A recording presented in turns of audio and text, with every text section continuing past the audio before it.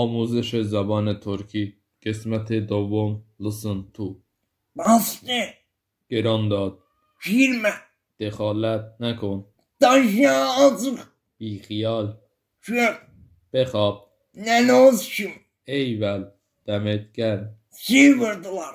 به من نارو زدن Pok pok yaş kursu yoktu. چه حسن کچل چه کچل حسن Çekiyor olsun koy kurbağalar olsun. برای ما بزرگ نمایی نکن İşlemekten kötüm sıyıldı. آنقدر کار کردم که خسته شدم Taşak وجود sikerim ha. میزنمت Yüzümde şiş bitip برای چه زل زده ای kötü başına peynatı vurur. فکرش مشغول است Soğanmaz ha. قبول ندارم Sıç kutar. زود باش Nenesi gehbe. هیله‌گر Kötü veren. زرنگ Angırma.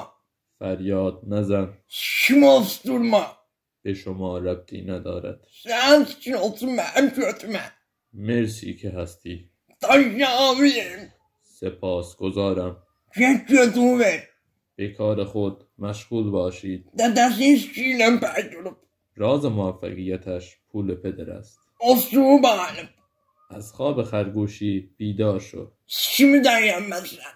هیچ کاری از دستت بر نمی آید تا درس های دیگر بدرود Bay bay.